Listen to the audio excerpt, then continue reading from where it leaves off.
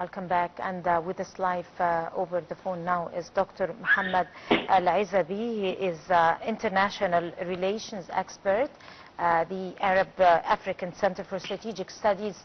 Good morning, Dr. El Ezaby. Good morning, sir. How are you doing, sir? So, Fine. of course, Egypt in general has been a key mediator in the crisis taking place in Gaza, the very aggressive war against the innocent Palestinians inside the enclave, and also the genocidal crimes that are committed against humanity by the occupation forces and all that. So there were several rounds taken by Egypt from day one.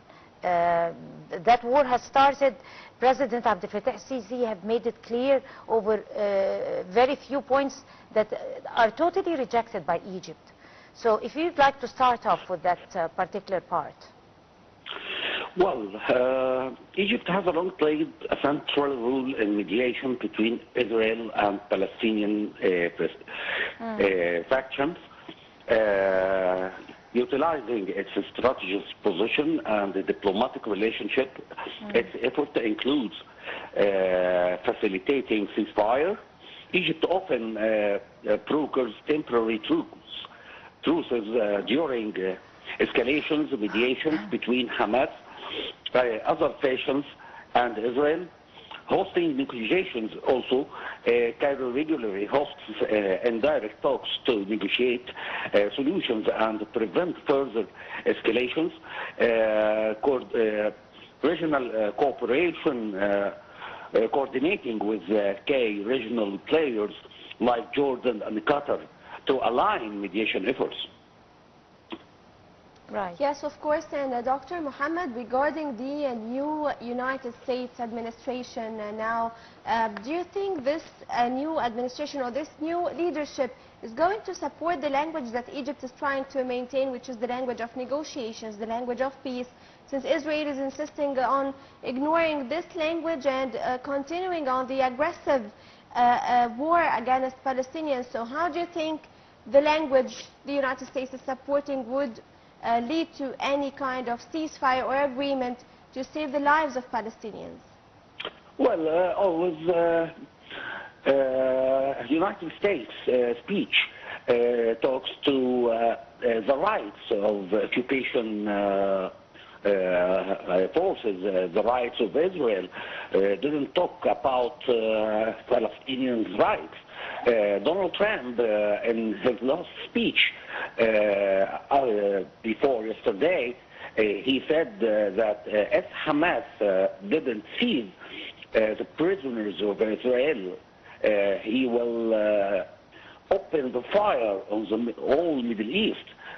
So the language of United States didn't give the rights to Palestinians at all.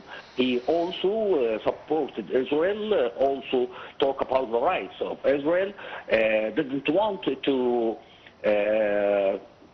say that Palestinians have any rights. Donald Trump also supported Benjamin Netanyahu in his speech and in his solutions to take more lands of Palestinian and kill any persons of Hamas and Hezbollah, because the United States considers that Hamas and Hezbollah and Iran just are terrorists. So the speech of the United States always, by the way, to support Israel only. Right.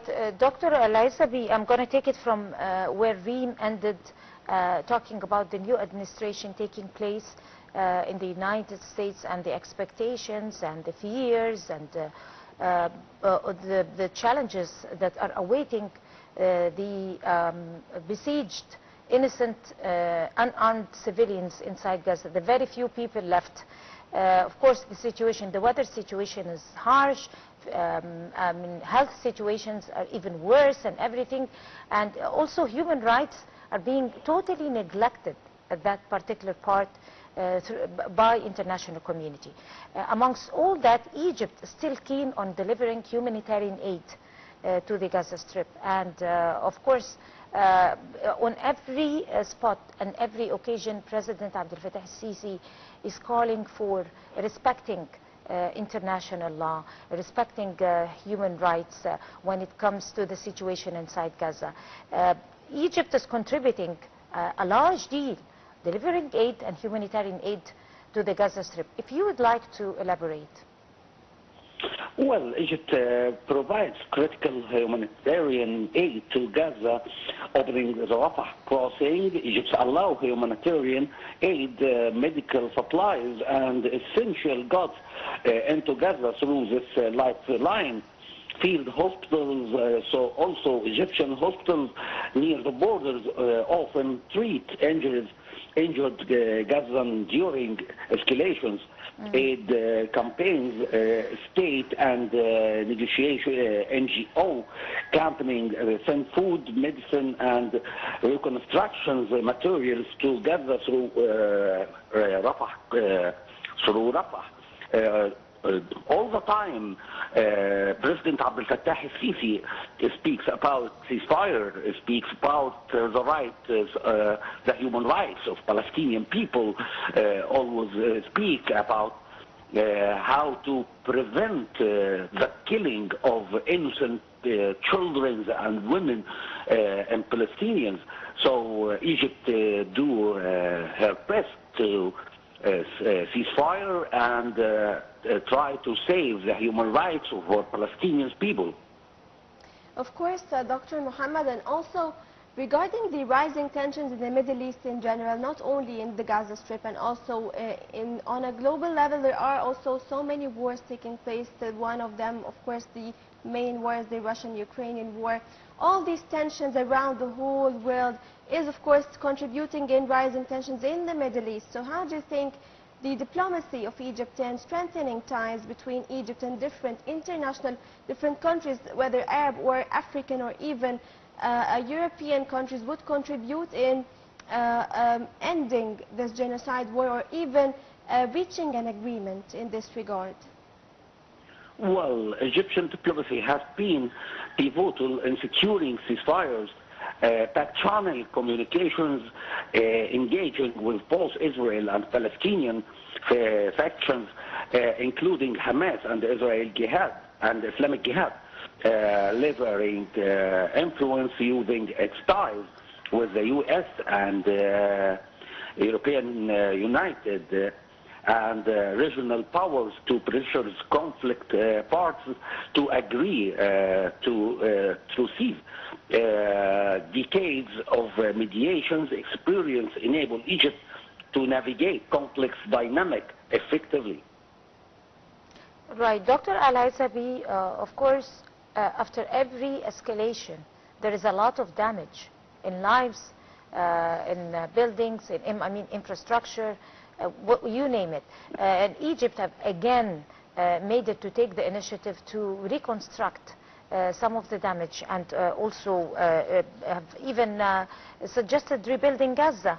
And that has happened in Iran before and is happening, continuing to happen right now. So how do you evaluate or estimate Egypt's role in that particular very important domain?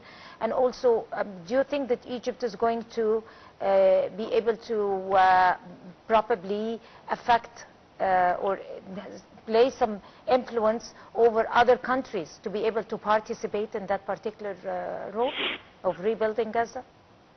Well, Egypt has launched a reconstruction initiative, including infrastructure projects, building roads, homes and hospitals, constructions materials, sending supplies through the Rafah crossing, international support, also calling for donors conference to secure funding from the Gulf and Europe.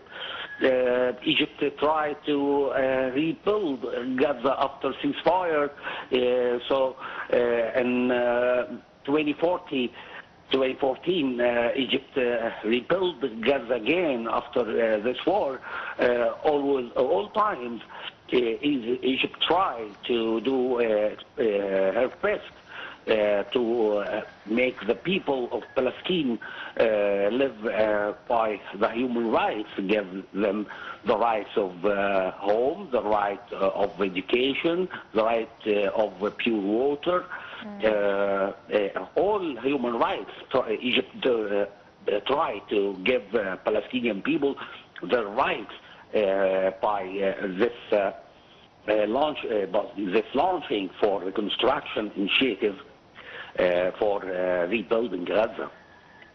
Yes, of course, Dr. Mohammed, and rebuilding Gaza is, of course, a goal that we all aim to achieve and we all hope to see one day, but of course this is not going to take place unless the genocide war in Gaza ends. And in this context, I would like to ask you, in the context of Israel ignoring even the resolutions are carried out by the international organizations and ignoring them and insisting on not putting them into action, how do you think Egypt could take a role in helping or facilitating negotiations between different European countries in order to help put these resolutions into action?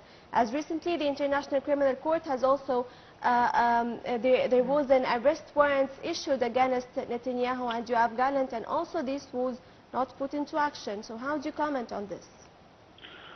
Well, Egypt promotes two-state solutions advocacy, backing initiative for sovereign Palestinian state alongside Israel, regional stability, working with Arab states to integrate peace talks and to further the regional stability frameworks.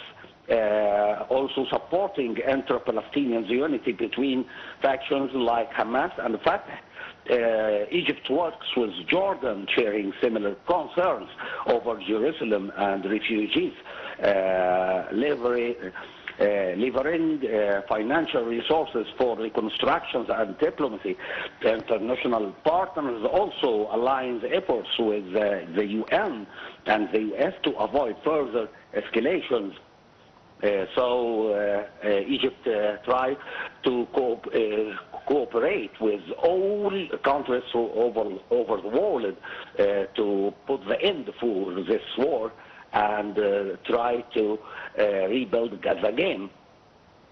Right. Dr. El Ezaby, of course, there has been, like Reem kindly mentioned, of course, there has always been negotiations of establishing a two-state solution and coming over to the negotiating table between the two fronts, the Palestinian and the Israelis.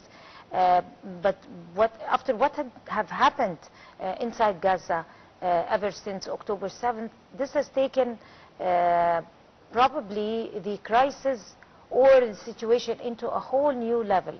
So do you think that Egypt could succeed in taking back the negotiations with the new American administration into the concept of a two-state solution, probably bringing together the Palestinian resistance, Hamas, and the occupation forces or the Israeli side to the negotiation table and probably coming to some reconciliation, some kind of a reconciliation? Do you think so? Well, Egypt all time is the greatest player in the area of Middle East. So there is a kind of trust between Egypt and the United States, so that the United States all times try to help Egypt in ending this struggle.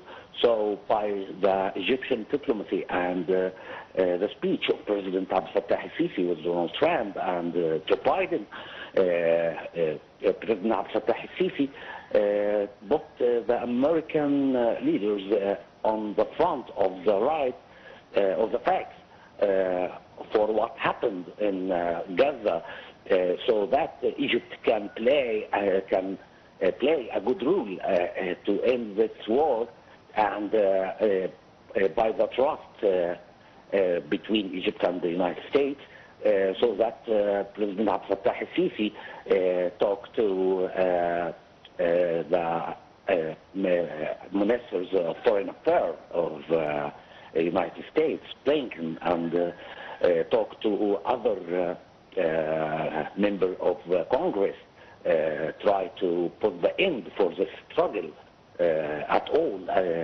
President Abdel Fattah el-Sisi insists for launching a Palestinian country on the borders of 4 July 1967, so that President Abdel Fattah el-Sisi will play a great role to end the struggle.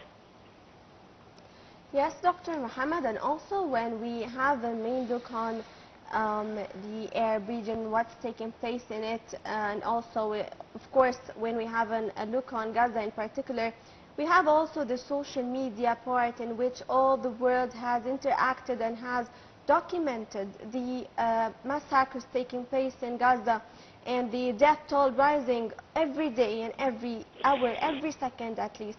So how do you comment on Israel losing the public opinion, losing the support of the whole world, and still insisting on this very aggressive approach against civilians, despite all efforts to stop this genocide war?